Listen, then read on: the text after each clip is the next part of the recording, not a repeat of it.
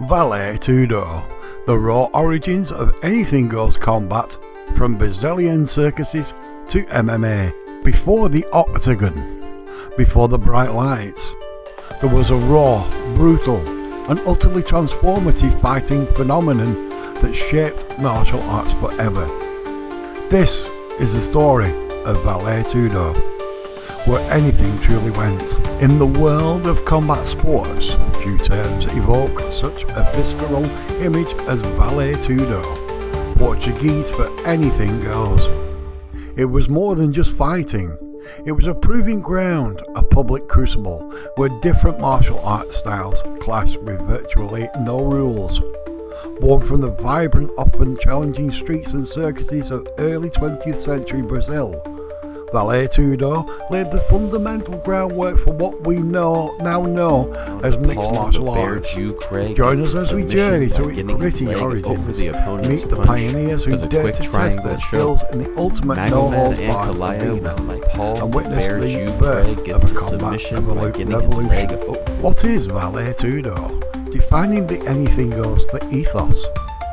Before diving into its history, let's define Vale Tudo. It's a Portuguese term literally meaning anything goes, and it was precisely that, a form of combat with minimal rules. Unlike boxing or wrestling, Vale Tudo allowed strikes, grappling, submissions and takedowns. There were no rounds, no judges, and often fights only ended by knockout, submission or exhaustion. This brutal simplicity wasn't just for show, it was designed to truly test the effectiveness of one martial art against another in the most realistic combat scenario possible outside of actual street fighting. Early seeds in Brazil, circuses, challenges and street fights. The roots of Vale Tudo can be found in the bustling, often chaotic atmosphere of early 20th century Brazil. Travelling circuses were a major form of entertainment, and within them, fight challenges became popular attractions.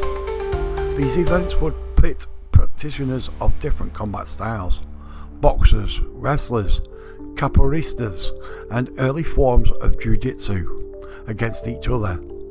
Beyond the circus tents, informal challenges also sprung up in urban areas, driven by personal rivalries or the desire to prove the superiority of one's fighting system.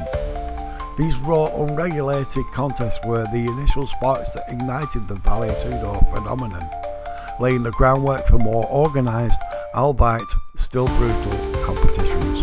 The Gracie family and the Brazilian Jiu-Jitsu revolution. The true acceleration of Vale Tudo's popularity and its transformation into a proving ground for martial arts philosophy came with the rise of the Gracie family. It began with Mitsuyo Maeda, a Japanese judo jiu-jitsu master who immigrated to Brazil and taught the principles of his art to Carlos Gracie. Carlos in turn adapted these teachings, focusing on leveraging groundwork and submissions, which became what we now know as Brazilian Jiu-Jitsu. His younger brother, Helio Gracie, smaller and frailer, further refined BJJ to maximise efficiency for a weaker person against a larger opponent. The Gracies famously issued the Gracie Challenge, publicly inviting practitioners of any style to fight them in Vale Tudo contests. The consistent victories, often by submission against larger, stronger opponents, dramatically demonstrated the effectiveness of BJJ and became central to the Vale Tudo narrative. The golden age of Vale Tudo on the road to MMA. Throughout the mid-20th century, Vale Tudo evolved from isolated challenges into more organised events, particularly in Rio de Janeiro.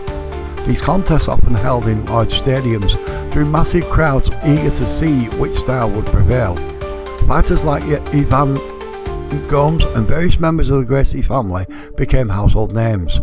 While still brutal and lacking modern safety measures, these fights fostered a crucial concept: that the most effective fighting style was one that combined elements of striking, grappling and submission, not just one discipline in isolation. This insight, born from the raw reality of Vale Tudo, directly paved the way for the creation of the Ultimate Fighting Championship UFC in 1993, bringing the anything goes spirit to their global stage and ignition of the modern era of the mixed martial arts MMA. Vale Tudo's enduring legacy, the spirit of true combat. Today, pure Vale Tudo, with its almost non-existent rules, is largely a thing of the past, replaced by the standardised rules and safety regulations of modern MMA. However, its legacy is undeniable.